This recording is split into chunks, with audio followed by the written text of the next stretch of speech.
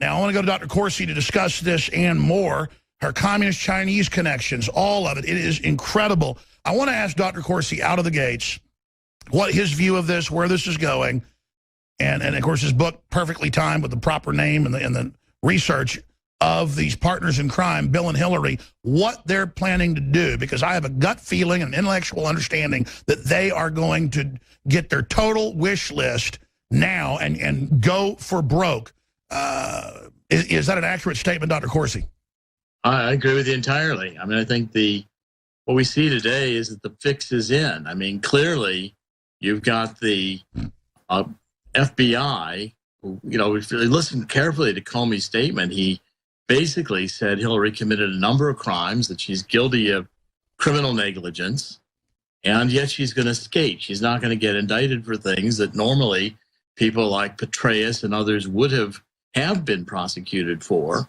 You know, double standard of law. And now Hillary Clinton is clearly tainted goods. It's obvious she lied, that she had classified emails that were transmitted over her server, that she knew about and should have known about, but yet she's not going to be prosecuted.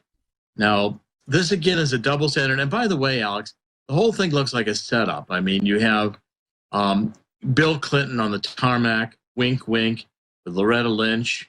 Then CNN starts, tweeting. They have inside sources. There's going to be no prosecution. Hillary comes in over the holiday and testifies or gives an interview with the FBI. And then here we are immediately after Comey saying no prosecution. Hillary shows up in North Carolina, flying on Air Force One with Barack Obama. The whole thing looks as orchestrated as when Candy Crowley pulled out, the speech that Obama gave after Benghazi during the debate with Romney. It looks completely choreographed, and wink, wink, even Loretta Lynch saying, I'll just accept the recommendation of the FBI. Sure, she already knew the FBI wasn't going to prosecute. Of course she'd accept. Doctor, let me ask you this. I mean, you've been a political insider for a long time. You almost always call it like it is, almost like 99% of the time. What is the point of rubbing our faces in it? What is the point of acting so incredibly arrogant and Hillary kind of letting them have that let them eat cake moment, it seems? Or is this just megalomania? Is this just people that have decided as a political class they have Republican establishment cover, they're going to go for broke? Yeah, I mean, the Clintons' attitude, like it has been in Europe with the EU, is, the United States would be a good country except for the voters. We'd be just fine if the voters could be ignored, because the voters are stupid. They don't know what they're doing. So the elites, the Clintons, who are above the law, get to determine how they can make vast riches, billions of dollars out of the Clinton Foundation, something we would go to jail for doing. How she can violate national security laws with her emails, which even the FBI admits is negligent, reckless.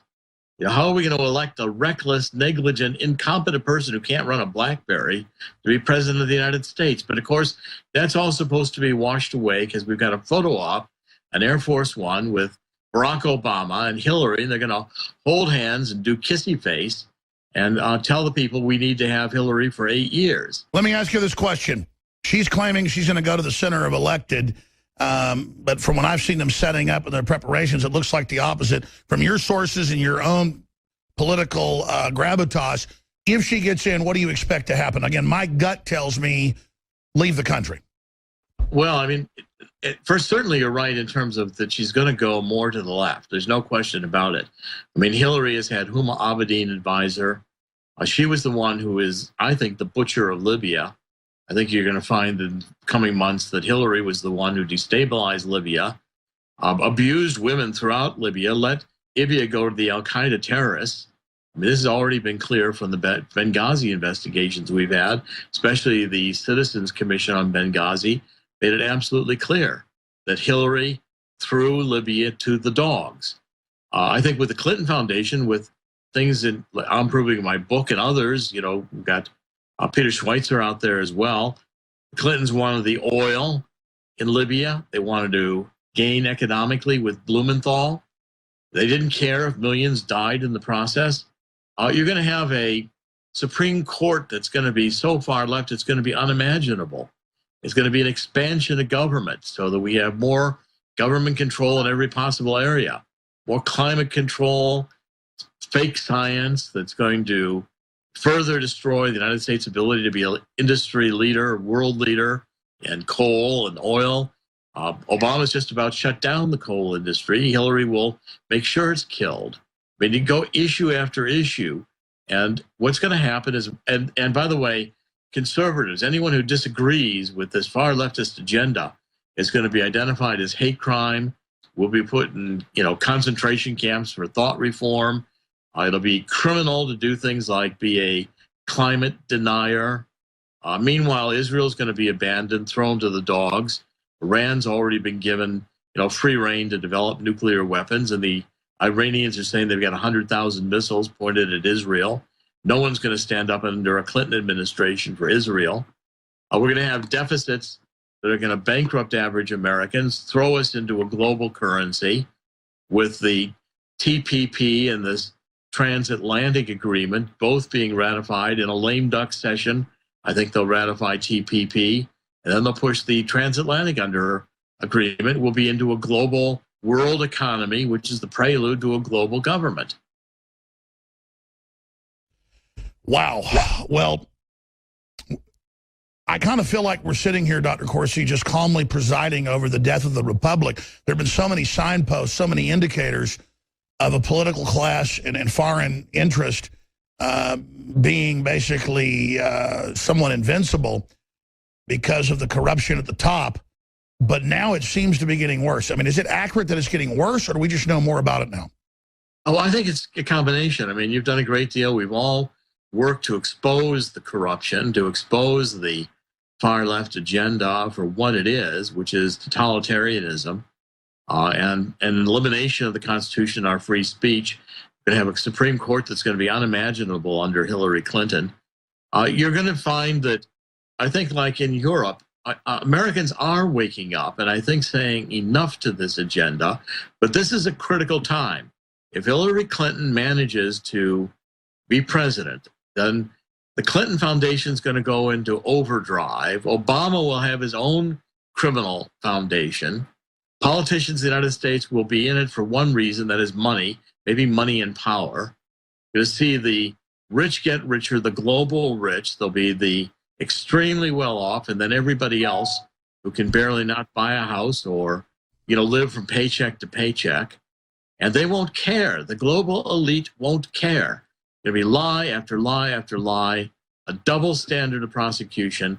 Conservatives will be defined as politically criminals, while the Clintons making millions, ignoring laws with regards to classified information, running their own above the law entirely. So this is a classic totalitarian takeover. And if you just joined us, Dr. Jerome Corsi of WND.com, he's had 3 or 4 #1 New York Times best-selling books. 2 of his books have openly, they say, affected the outcome of U.S. elections. So this guy is not playing games. Partners in Crime is the new book. And while he's talking, I'm being flooded with just backup articles and things that we've seen where they're openly in the Democratic Party platform. Daily Caller reported last week saying they want to arrest climate change deniers. They want to now start arresting people in Canada and the U.S. and Europe that say there's only 2 genders. I mean, this is true totalitarianism with a dumbed-down mass of minions behind it, and it looks like the left, as a kind of fascist global movement with socialism as the political tool at the bottom, exempting themselves from it, are basically attempting a final takeover. So speak to that, sir, and then expand, though. How does the Brexit affect that, though? It seems like that's only getting them to accelerate their timetable. Well, in fact, I think what you see today with, Hillary Clinton being announced by Comey that the FBI is not going to recommend prosecution. Now you're going to see a run, a mad run to the finish line where the globalists are going to try to take over power completely so that they can say the Brexit vote, well, we're just going to ignore it. We're going to slow it down. So they're going to try to sew it up. Let's slow it up. We're not going to pull out right away.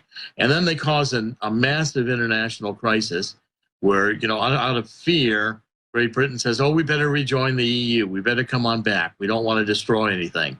This is the setup to push the United States. And Hillary's the plan. The Bilderberger globalist plan is to do the Trans-Pacific Partnership, the Transatlantic Investment Partnership. This puts us into a global economic one world order that is the prelude to what we're seeing now in the EU, where the EU is finally saying openly that they meant empire. They're going to have their own army. They're going to destroy the individual countries' legislatures. Italy is going to do what the EU wants it to do. That's always been the plan. It's been a lie from the very beginning. That's right. They now admit, oh, we're just going to dissolve your military and we'll have an EU military and you can't leave. Open declaration of Hitlerian invasion or communist-style, Soviet takeover. I mean, this is classic, and they're doing it so nakedly, I guess because they're in power, and it's the same thing, that will to power historically. Let me ask you this. You mentioned the Bilderberg Group. They had the professor there that invented the term the precariat, where, oh, we've made everyone precarious to control them. Now let's put everyone on a monthly stipend so everyone's on welfare, so everyone's dependent. Well, we've always known that's the plan with welfare and Cloward and Piven. But as you said, they now came out last week and said, we are an empire. We are totalitarian, we are technocratic, we will take over your military, and we are going to make it where the money you get every month is controlled by us. I mean, that is a nightmare scenario, but it's coming from them. You would write books, I would write articles, exposing these statements to say, look, this is horrible. Instead, they've got the political calculus, Dr. Jerome Corsi, of just throwing it in our face. What's the thinking there? Well, I mean, again, I think they're going to run to the finish line naked. They don't care. The things that we were, branded conspiracy theorists and ridiculed by the globalists, now they're publishing openly. The EU has declared it wants to be an empire. And look, this all fits together. The same day, you've got Hillary's not going to be prosecuted. The FBI caves in, admits she broke laws, but who cares? You've got the House going to vote, the House Democrats pushing again for gun control. They're not going to give up pushing for the guns. Freedom by freedom here. So, the elite don't have to face law the way we have to face law. Hillary, she did all these things. She lied. Well, there were classified documents. She lied. She, knew that the documents were classified. They were marked, actually. But that's okay. Don't worry about it because, we can't prove intent. Well, of course you can prove intent. You proved intent on Petraeus for far lesser crimes. She went to great pains to set up this separate email system, and she did it for a reason. The reason she did it was to evade all the government scrutiny, the FOIA requests, and to be able to pad her personal piggy bank with the Clinton Foundation, with all kinds of emails shared between the State Department and the Clinton Foundation, where they could cash in on her various decisions, selling State Department decisions. And of course, all this is just going to be excused. And we're going to be told, by the officials that are there, that, this is we can't prosecute for this. Yes, all these crimes were committed, but we can't prosecute for this. Well, that's totalitarianism. That's the double standard. That's the elite. She's already been crowned part of the elite. She's already been declared president by the Bilderberger Group. Now they're just going to play the show out, the drama. We have the Comey press conference. And now we've got the Clinton appearance with Obama and Air Force One, which, by the way, who paid for? Taxpayers. So here we get this coming on. And now we've got Obama, kissy-kissy with Hillary, and she's going to be promoted as innocent, just pursued by the right wing, while she pushes the global agenda, trade agreements. People don't realize that John Kerry signed the UN's gun declaration while all this was going on. The trade ambassador, U.S. Trade Ambassador Froman, declared that they were going to pass TP in the lame duck session. The lame duck session when, in between the election and the new Congress coming in. The elite don't give up. And this is the elite today think they've won a victory. Now, where the American people vote, and if the American people start listening and waking up and understanding that, Donald Trump, imperfect though he may be, is the only one who's going to call this without worrying about political correctness. That's just another standard, so none of us tell the truth. I agree with you. And by the way, I think they've miscalculated. I think they're rushing the finish line out of concern. And I think the fact that this isn't a regular cycle where you've got some milquetoast Republican that's going to lay down. His greatest attribute is he's brazen and brave, and you know him well. He's committed to what he's doing, and so that's got to really worry Hillary when he gets into debates with her and you know, starts bringing all this up, because you know they're hoping to keep this from her constituents. But as more of this comes out, I expect that 20–30% that doesn't vote, a big percentage to switch to Trump. So, A, what do you think Trump should do? How do you think Hillary will strike back? And do you expect them to try to steal the election? They're going to try to steal the election, no question. They're going to do voter fraud. They're going to do everything they can. Trump is the real deal. I've known Trump a long time. He is the real deal. And he is going to say these are criminals, and that they are criminals who think they're above the law. And if you allow them, they're now, as demonstrated here with the FBI, they're going to rig the law in their favor.